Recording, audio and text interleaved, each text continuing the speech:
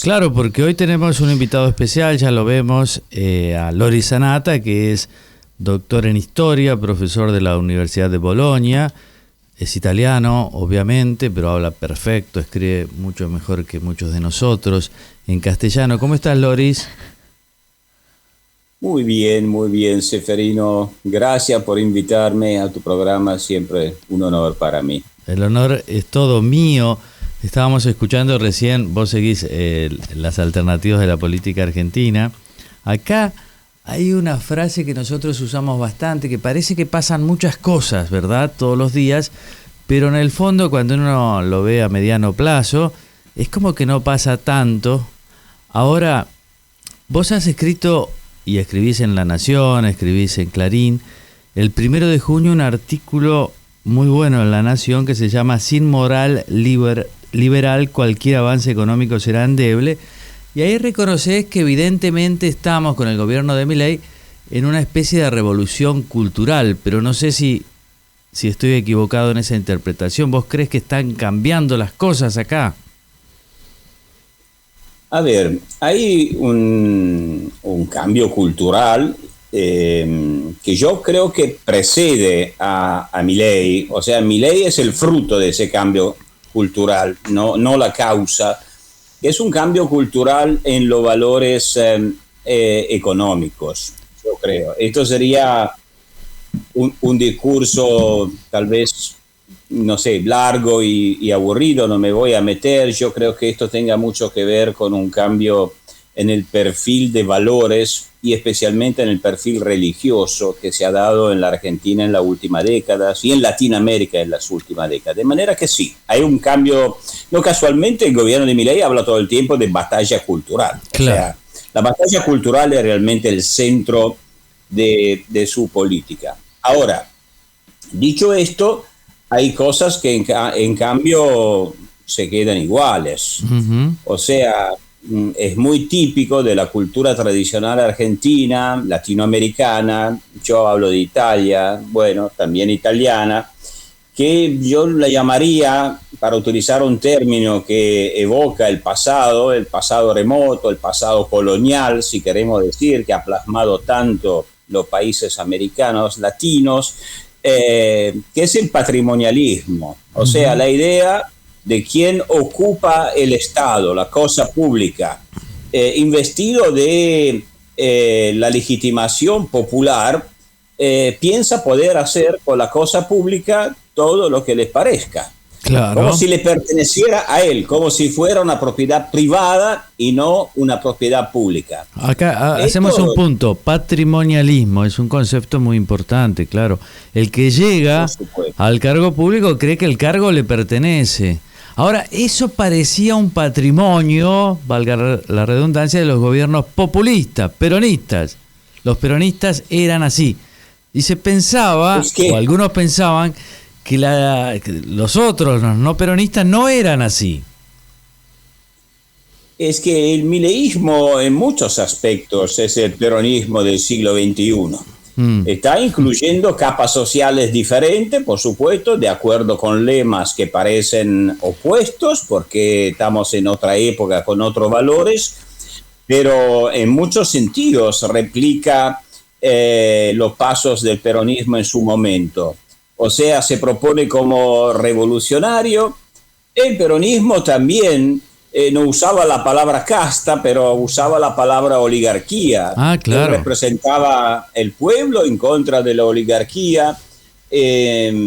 Bueno, era la idea finalmente que estaba realizando una revolución que haría de la Argentina, ¿qué dice Milei? Lo mismo de Perón, la Argentina potencia. Es verdad. O sea, no se consideran como gobernantes constitucionales entre otros gobernantes constitucionales. Y esto, Seferino, si me permitís, sí. Hay algo importante que también los hace parecidos y lamentablemente parecidos a otros gobiernos de la historia argentina. Todos nos acostumbramos a pensar que la democracia está hecha simplemente de instituciones formales, que por supuesto son fundamentales, ¿no? La Constitución, el Parlamento, los partidos, las leyes. Esto es fundamental, no me cabe la menor duda. Pero la democracia se basa aún más en instituciones invisibles. Había un gran historiador francés, Pierre Rosan Vallon, que dedicó gran parte de sus estudios a las instituciones invisibles de la democracia, que son la confianza, la transparencia y en ese caso también el juicio de los ciudadanos. Claro. Ahora, en el caso de Adorni, que recordaba el diputado radical que hiciste escuchar justamente, el gobierno rechaza el control de la ciudadanía. Lo claro. Está rechazando y transformándose así en la nueva casta.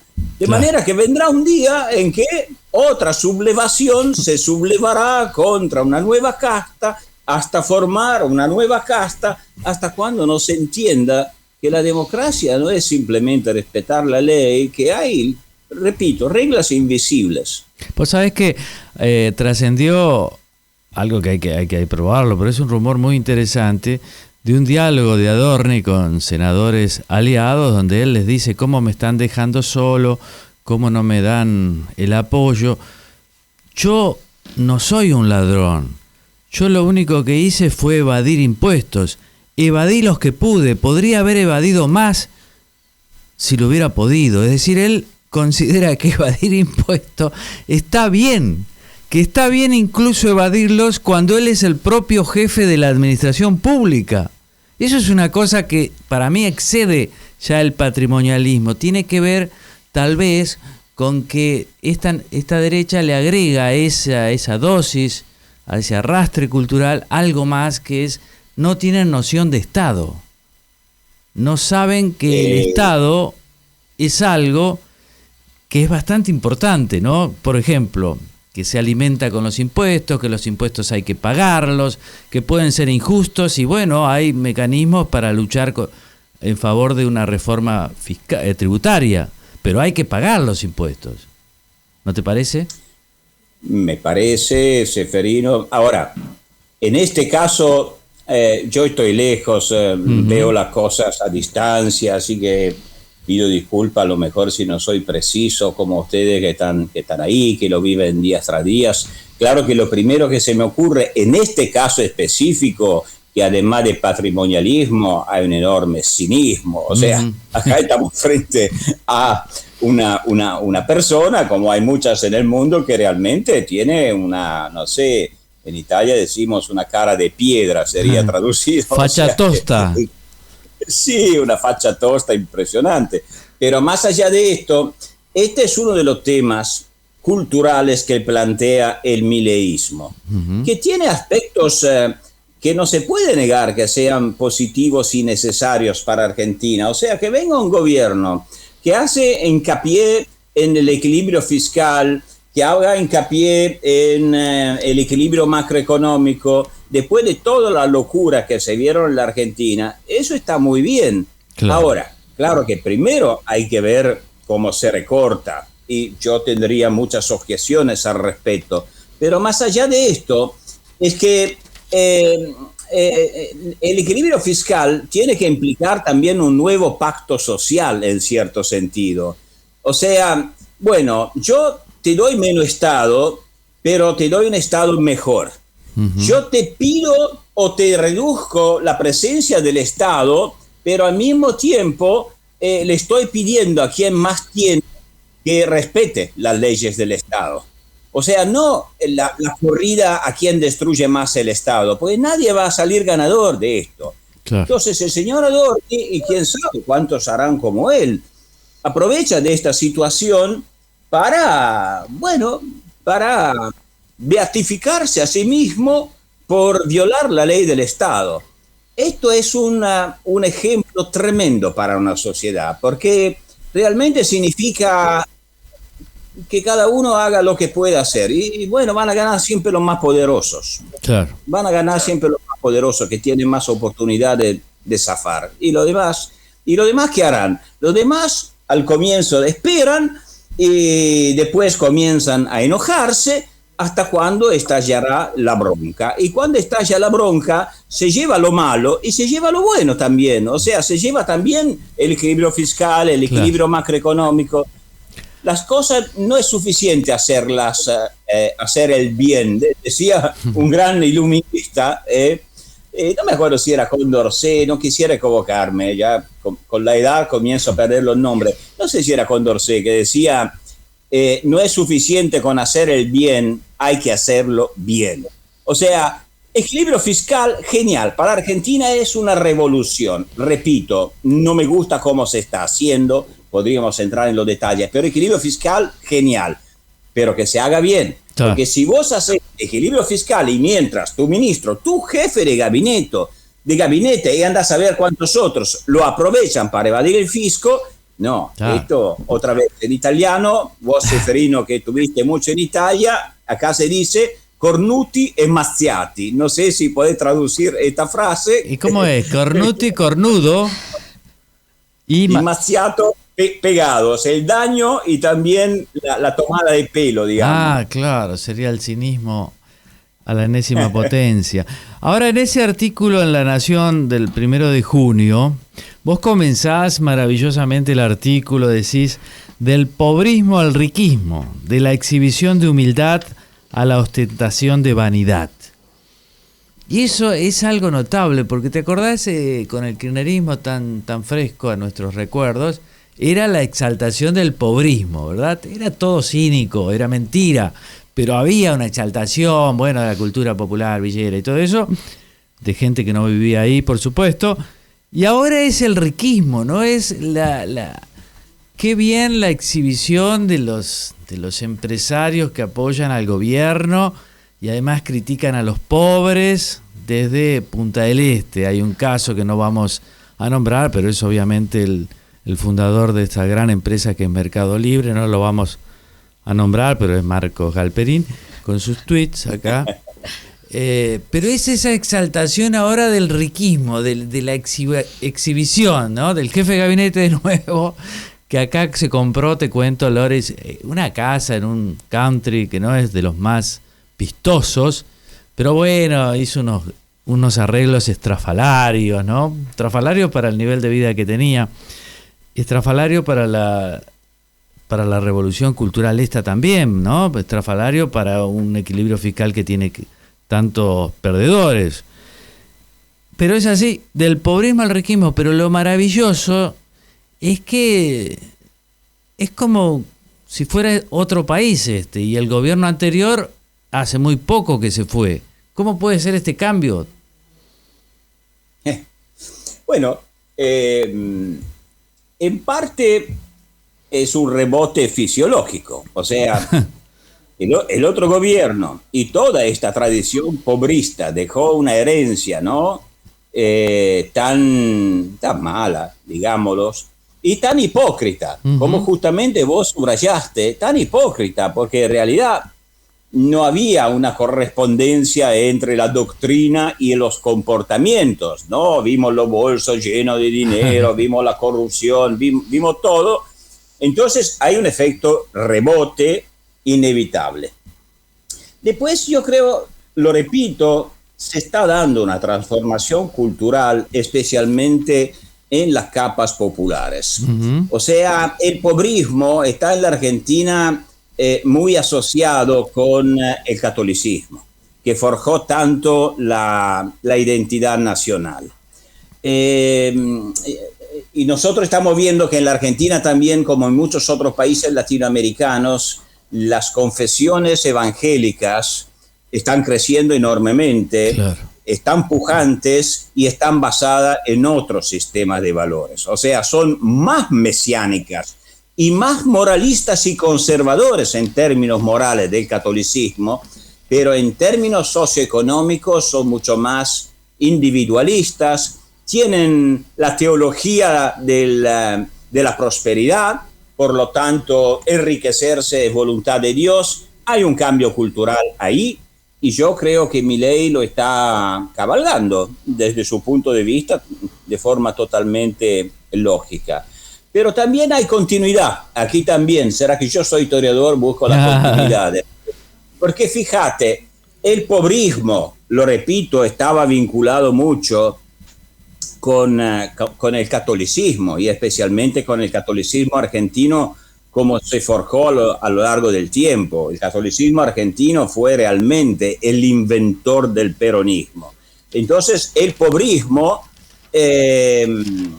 podía citar las Sagradas Escrituras. Las Sagradas Escrituras están llenas de pasajes que celebran el anticapitalismo, que elevan culto a la pobreza. Pero que estamos viendo, lo habrán leído ustedes también, al presidente Javier Milei hacer todo un largo discurso doctrinario para basar su modelo económico que está basado sobre el enriquecimiento individual y las leyes del mercado sin controles, también reivindicando las raíces cristianas de su modelo. Y no es el primero, más es uno de tantos. Especialmente en Estados Unidos hay muchos teólogos que reivindican las Sagradas Escrituras también para basar en las Sagradas Escrituras las raíces culturales del capitalismo. O sea que en las Sagradas Escrituras se puede encontrar la raíz del capitalismo y la raíz del anticapitalismo. Y lo lindo es que tiene razón ambos. O sea, las Sagradas Escrituras son maravillosos en el mercado en base al cual uno puede legitimar cosas opuestas entre ellos. Bien, y eso está pasando también en Colombia. Fíjate que, por ejemplo, ¿no? El triunfo del candidato de derecha, tan espectacular, también se basa en las iglesias evangélicas, ¿no?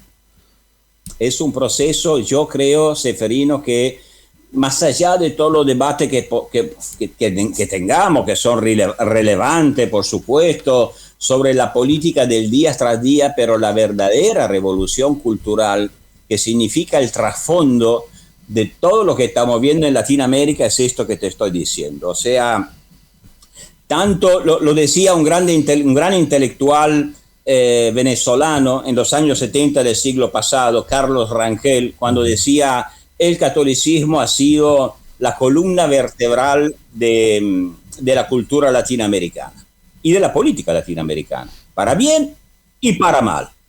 Para bien o para mal, no sé, como quieran. Claro. Hoy ya no es así.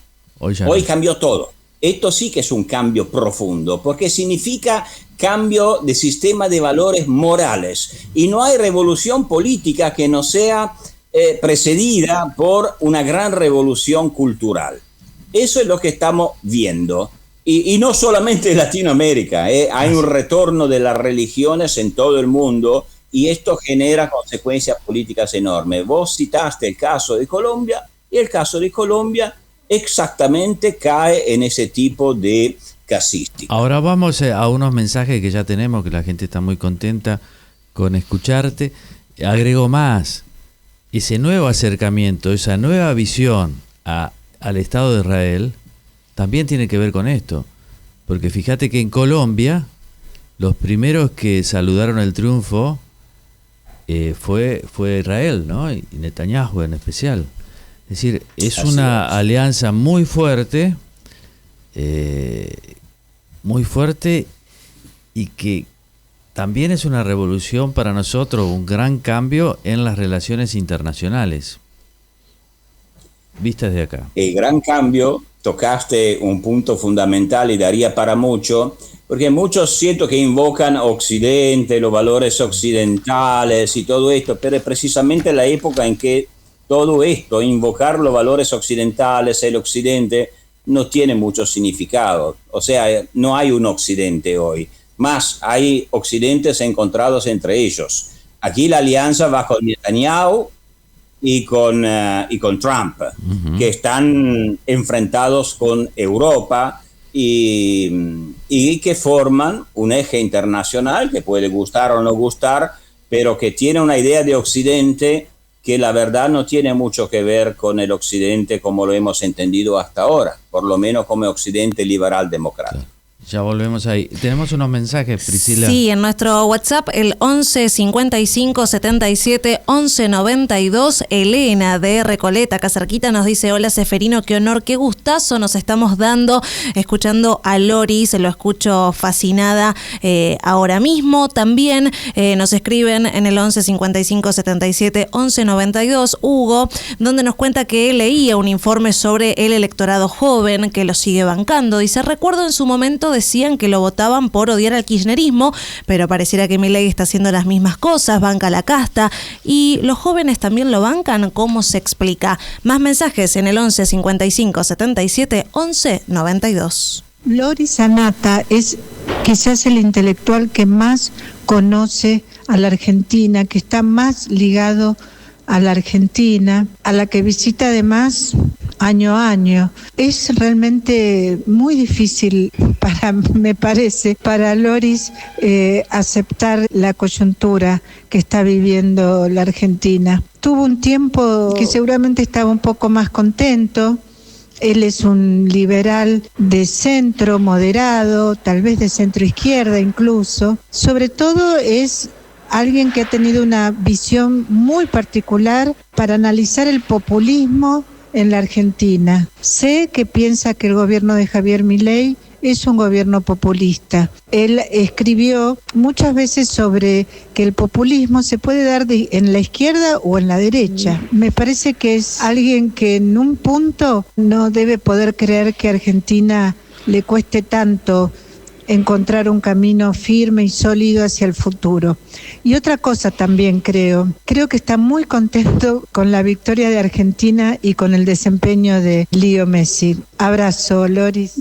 Escuchábamos a Silvia Mercado, periodista, escritora, actualmente trabaja en el diario El Cronista y está acreditada en Casa Rosada. Bien, Loris, ahí hace afirmaciones fuertes, como siempre, Silvia Mercado, con esa voz dulcísima, ¿no? Le puedo agradecer a Silvia, una amiga que admiro mucho y que efectivamente, bueno, comparto todas las palabras que dijo, incluido, por supuesto, la felicidad por los goles de Messi. Espero ver más, por supuesto, de aquí al final del Mundial. Bien, tenemos más mensajes en nuestro WhatsApp, el 11 55 77 11 92.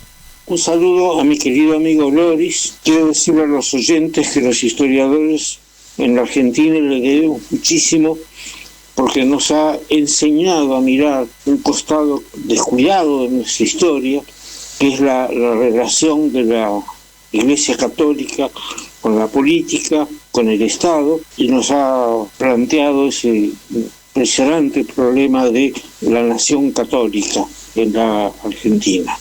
Luis tuvo algo así como la fortuna, por decirlo de algún modo, de que habiendo empezado esto hace ya unas cuantas décadas, de repente hubo un papa argentino, nuestro muy conocido cardenal Bergoglio, llegó a ser Francisco I, que era un poco Bergoglio, un poco algo nuevo, y en esa etapa Loris nos ayudó mucho a, no solo a los historiadores, al público en general, a descifrar lo que estaba haciendo el Papa desde su clave muy personal, muy polémica, muy clara, porque Loris es además de historiador prolijo, es un excelente escritor periodístico, tiene un talento especial para eso y para la polémica.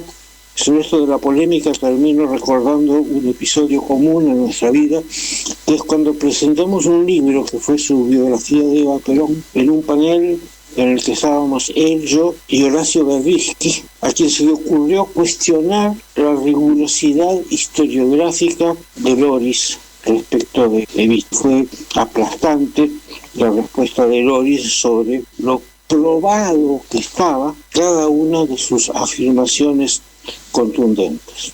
Bueno, la verdad es que es una persona que es una delicia leerla y escucharla, y espero que estemos haciendo eso, ustedes disfrutando tanto como yo lo he hecho durante mucho tiempo.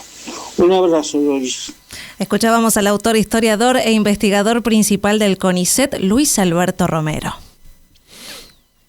Qué decirle a mi amigo Luis Alberto, lo quiero tanto y le debo tanto a Luis Alberto, la verdad que una admiración enorme. Bueno, pero me estoy conmoviendo, yo no pensaba que iba a escuchar esto.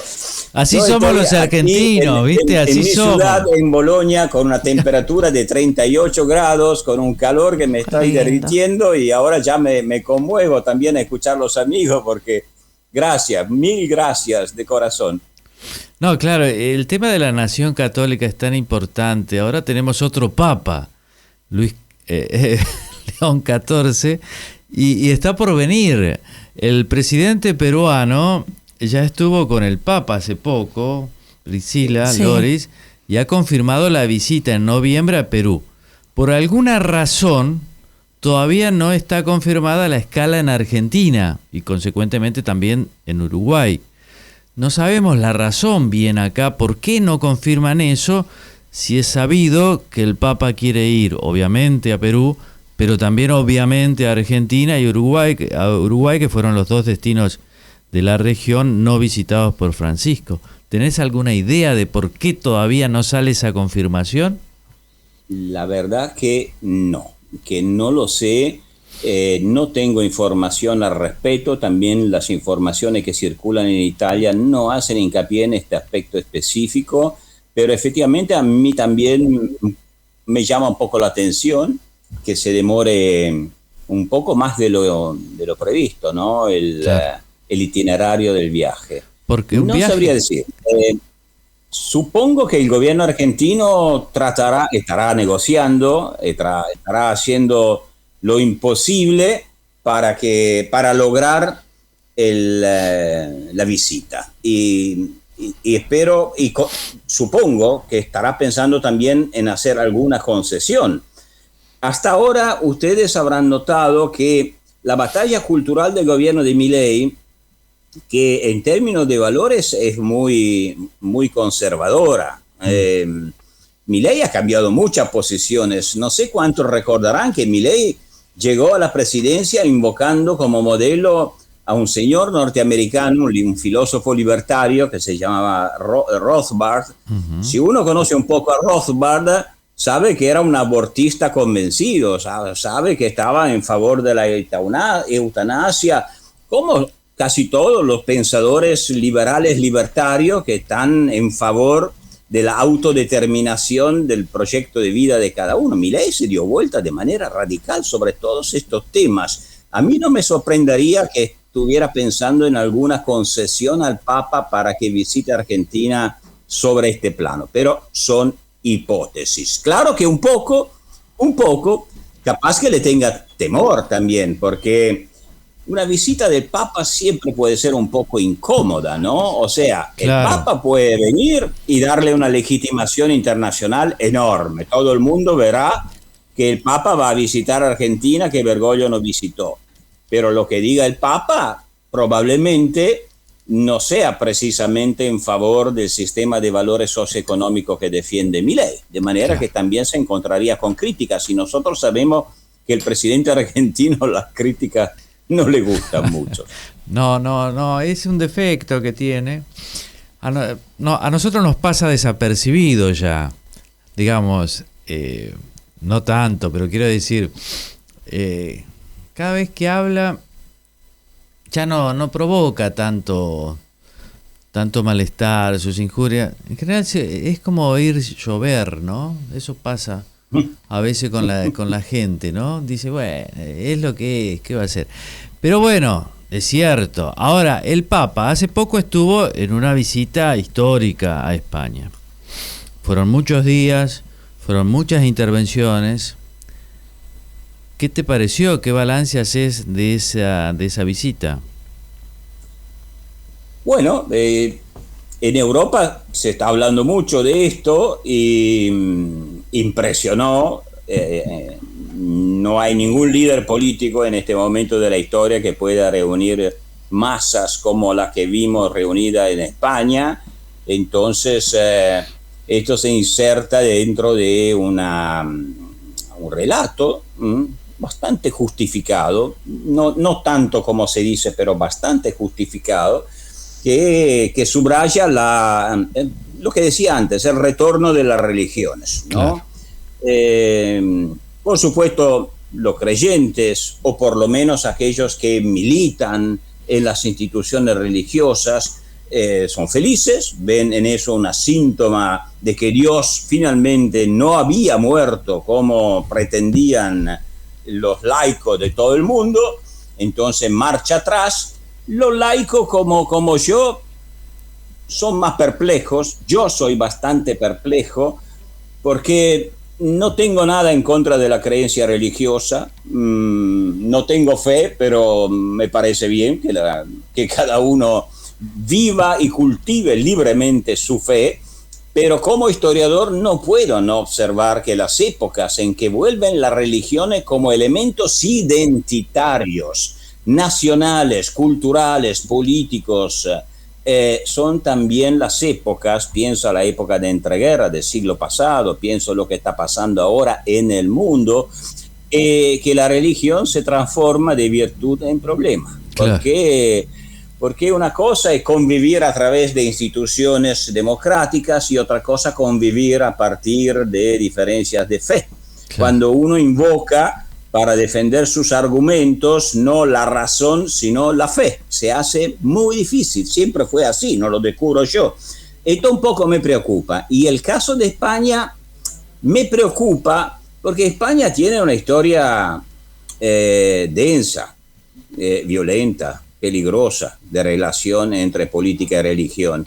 Y ya que España es un país en este momento que da miedo en muchos aspectos, la polarización española es... uno no sabe cómo termina, ya involucró el Poder Judicial, ya es un conflicto constitucional, ya es una lucha entre, casi volvimos a las dos Españas. Claro. Durante la transición democrática apareció la tercera España, que parecía haber limado las asperezas del pasado. Hoy estamos de vuelta con las dos Españas. Entonces, ojo, pues las masas que lo celebran al Papa están celebrando al Papa, o están celebrando una identidad católica que se vincule con lo nacional, a fenómenos como Vox, a fenómenos nacionalistas, a fenómenos xenófobos. Esto me preocupa, sí. Pues sabés que acá una parte de los libertarios, los que pretendidamente son los intelectuales, están muy contentos con todo esto, como te imaginarás, y están hinchando por esa parte de España. No creo que con el estandarte del Papa, a quien ven con mucha desconfianza, ¿no? Con mucha desconfianza, pero sí el tema ese de la España católica, de la España religiosa. Y al mismo tiempo, obviamente apoyan decididamente a Netanyahu, también con ese mismo argumento. Estamos en lucha por la sobrevivencia de los valores de Occidente frente al Islam,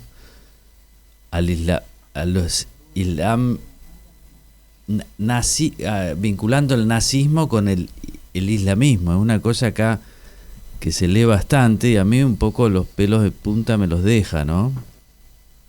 Y a mí muchas cosas, bueno, no tengo pelo ya, pero si lo tuviera estaría muy de punta por muchas cosas que están pasando en este momento.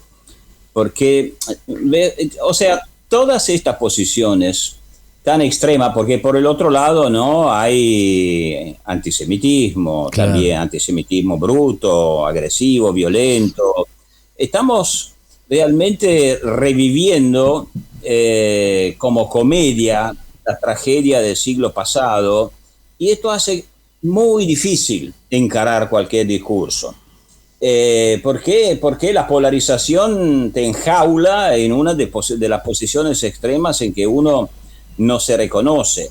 Pero a mí esta narración, este relato histórico que identifica Occidente de forma retórica con los valores judaico, cristianos y romanos, y que por supuesto pasan por encima la tradición ilustrada, como si no existieran, para combatir la invasión de Occidente, me suena tremenda, porque para mí los valores occidentales en los que yo crecí eran valores que vienen de la Ilustración y que están vinculados, por supuesto, con el pasado de la filosofía griega, clásica, cristiana también, por supuesto, pero implican tolerancia, apertura. Ahora, si uno me pregunta, entonces esto quiere decir que no hay problema, pero sí hay problemas inmensos. Yo vivo en Europa.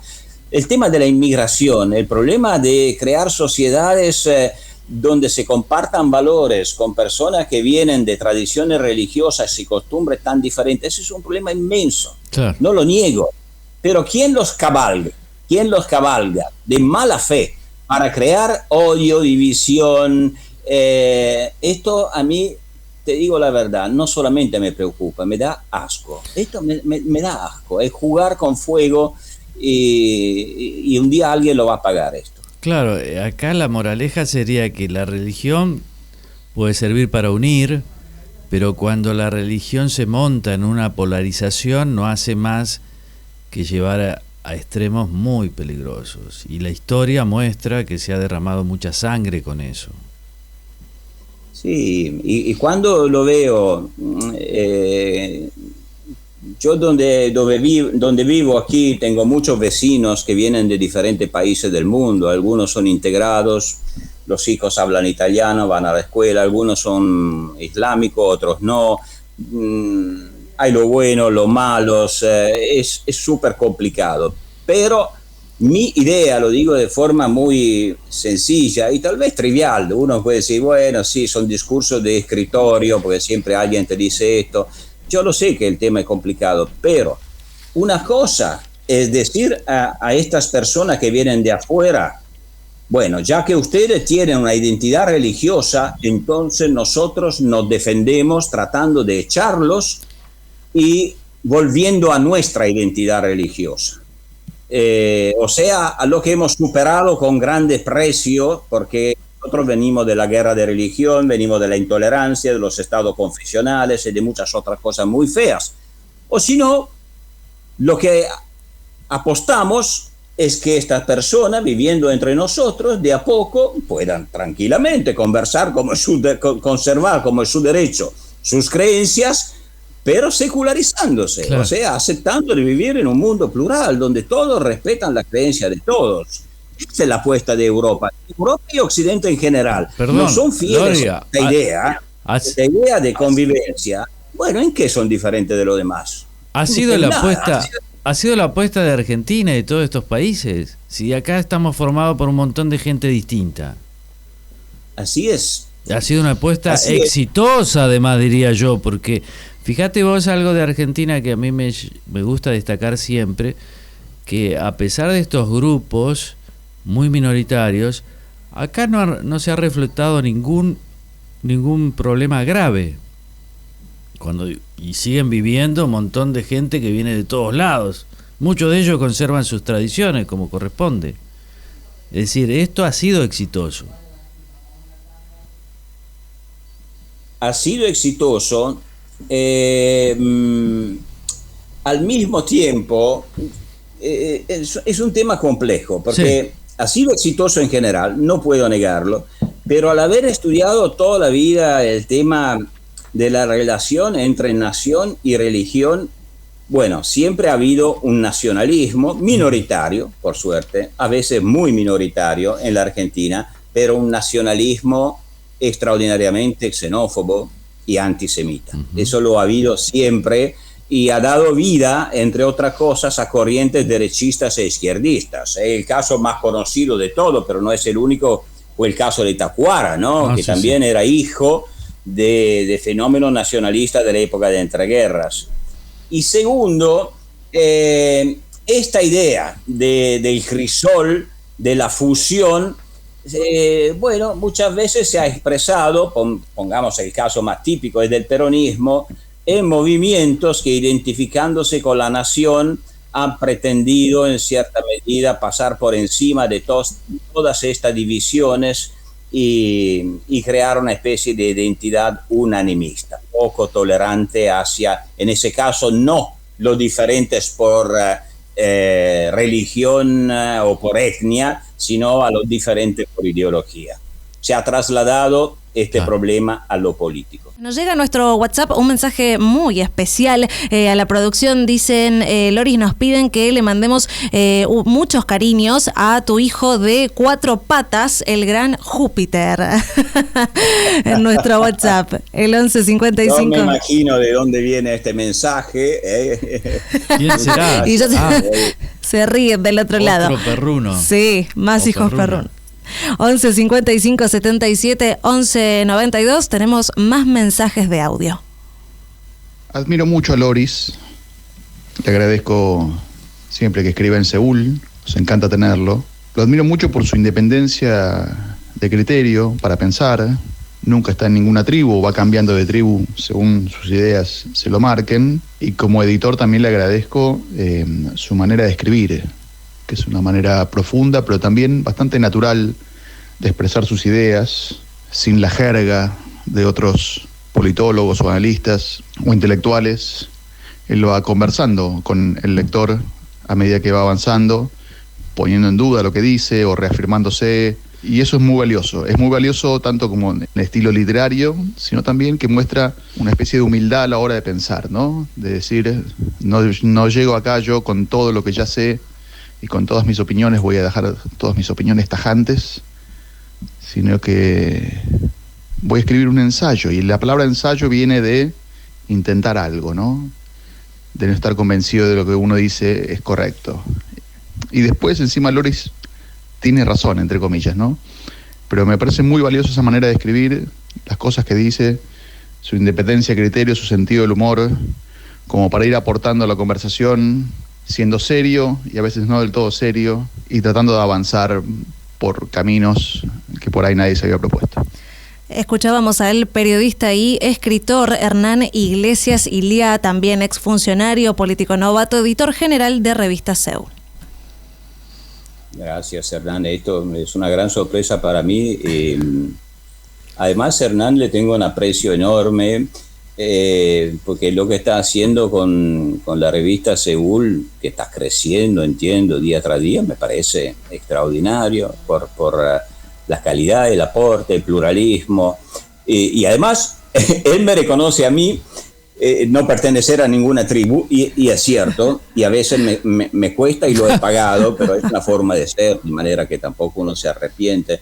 Pero yo cuando leo Seúl, a veces estoy feliz y a veces me enojo, porque no comparto cosas, y esta es una señal extraordinariamente positiva, o sea, no es una cámara del eco, como hoy están de moda, donde uno solo lee, escucha la cosa. No, a mí hay cosas que a veces un poco me molestan, que no me suenan, pero que me obligan a pensar, y a veces cambio de idea, a veces no. De manera que están haciendo una obra, lo felicito mucho, me parece extraordinario. Vamos con uno más a nuestro WhatsApp, que llega en el 11 55 77 11 92. Es un mensaje para Loris Anata. Soy Osvaldo Pérez San Martino, abogado y gran admirador de él, lo sigo siempre. Quería comentarle y pedirse su opinión. Lamentablemente, después de tantos años de kirchnerismo, yo suponía que la contracara iba a ser alguna fuerza política republicana, y veo que lamentablemente hay una continuidad fundamental en la cultura peronista, que está muy arraigada. Pasamos del peronismo de izquierda al peronismo de derecha, y otra vez el ataque al periodismo, todavía el intento de manipulación de la justicia, todavía solapado, pero sin duda se va a acrecentar con el tiempo. El culto a la personalidad, la búsqueda de perversión o malas intenciones de todo aquel que formula una crítica. En fin, qué lástima. Me interesa saber la opinión de Loris Anata sobre esto. Gracias. Era el abogado Osvaldo Pérez San Martino, profesor adjunto regular de Derecho Constitucional en la UBA, autor del libro El mito del gorila. Bueno, estimado amigo, muchas gracias. Me gustaría dar alguna palabra de consuelo, pero como vengo diciendo, sí, hay efectivamente una continuidad cultural muy fuerte.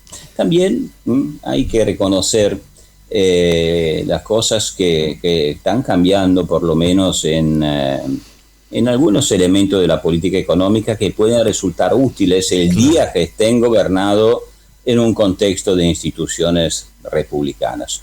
Yo tengo muchos amigos intelectuales, politólogos argentinos, que son mucho más optimistas que yo respecto al gobierno de Milei. Yo lo respeto, capaz que tengan razón.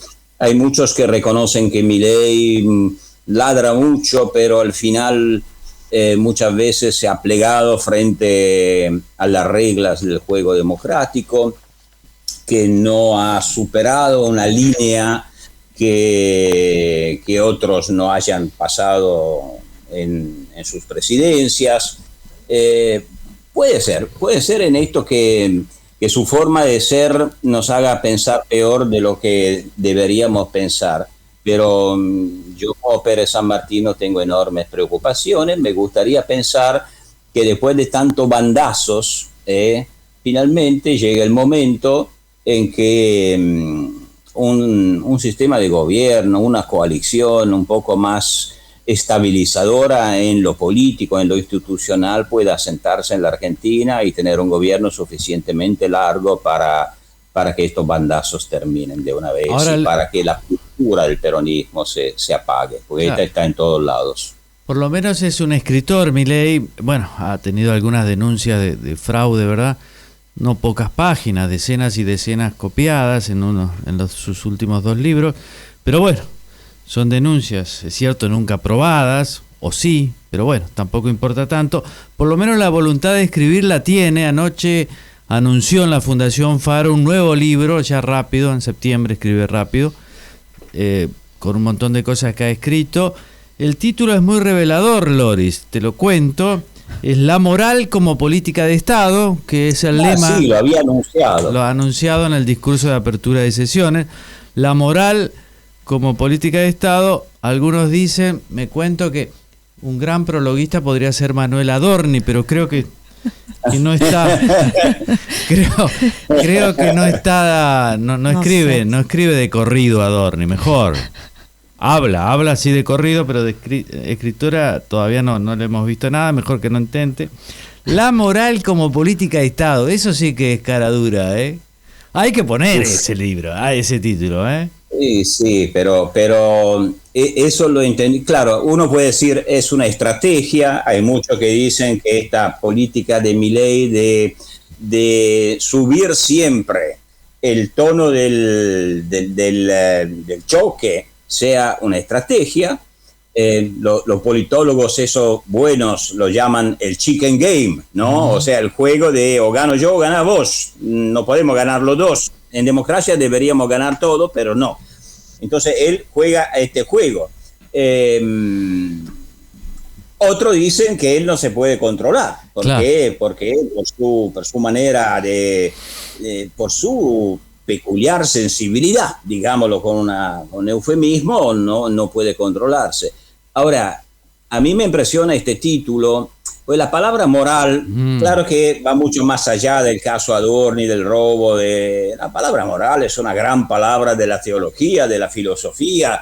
Medirse con una palabra como esta, espero que encuentre un ghostwriter de nivel. No creo que él pueda escribir sobre una moral. Ahora, moral como política de Estado, yo lo escribí en una nota, y no doy un juicio sobre un libro que no lo he leído, pero moral como política de Estado es un título fascista. Habría que cambiarlo, no pero sé, él es un poquito, y tiene acá unos seguidores que han adoptado, ¿viste? Todos los del Gordo Dan y demás, que tienen... ¿Cómo les gusta el tema de los gladiadores romanos, de toda esa liturgia del imperio, ¿no? ¿Viste? Le gusta. A mí no me gusta usar la palabra fascista como italiano, porque en Italia se abusa muchísimo la palabra fascista. Sí la uso en este caso, claro, porque realmente es un título fascista. Y la idea es que el Estado tenga una moral. Claro. Y esto es el Estado ético. Esto viene de toda la tradición totalitaria. Por favor, cámbienle el título, encuentren algo más atractivo. No, les va a gustar. Y seguramente ponen, viste, acá les gustan mucho esos cartelones a la moda romana, fallista, ¿no? Todas esas cuestiones. Y nazi también. Y esos colores, ¿no? Y los uniformes les encantan porque estos andan disfrazados por todo. Decir que no le da el físico, pero se ha puesto y se pone uniforme, le encanta eso, ¿no? Y sus seguidores también, ¿viste? No le gusta mucho el trabajo físico, pero sí le gustan los uniformes. Yo en realidad creo que Milei es así, es un estuche, y bueno, hay que rescatar lo bueno que tiene, pero tampoco hay que tomar en serio el estuche, porque lo que le falta, Lori, a mí lo que me parece, no sé a vos, es que le falta tanta gestión que a veces lanzan ideas y títulos que están por ahí, pero que en el fondo son tan poco profesionales, tienen tan poca gestión, les gusta poco trabajar, que no creo que eso se concrete en lo que se podría concretar, que sí sería algo feo, ¿no? Sí, yo en muchos aspectos coincido. De hecho, escribí una nota para La Nación, que supongo saldrá en los próximos días, que trata precisamente de esto. O sea, las mentalidades proféticas o fanáticas, que son muy parecidas entre ellos, generalmente no están a la altura de sus profecías. Claro. Precisamente porque les falta gestión. Después los que gestionan, no sabemos quiénes son, probablemente Karina Milei, los funcionarios de diferente tipo. Después gobiernan, hacen lo que hacían los demás, a veces mejor, otra peor, hacen acuerdos con los gobernadores, habrán toma y daca y cosas por el estilo. Pero yo por eso no veo en términos institucionales ningún peligro por la democracia argentina, pero sí volvemos al comienzo, así le damos circularidad a nuestro encuentro, volvemos al comienzo, sí, a las instituciones invisibles de la democracia. Porque si uno siembra todo el día, siembra violencia, odio, desconfianza, agresividad, xenofobia, en las redes sociales mileístas, lamentablemente, se leen cosas horribles, racismo, clasismo, son cosas horribles. Estas son cosas que quedan, no importa que no cambien el funcionamiento institucional, cambian el clima de una sociedad. Esto hay que entenderlo, es grave. Tenés razón, Loris. ¿Cuándo venís? ¿Cuándo volvés a Argentina? Septiembre es mi mes porteño y voy a estar ahí con ustedes. Muy bien, te esperamos con los brazos abiertos. Loris Anata, muchísimas gracias por este contacto, por esta conversación. Gracias a ustedes, un gusto como siempre.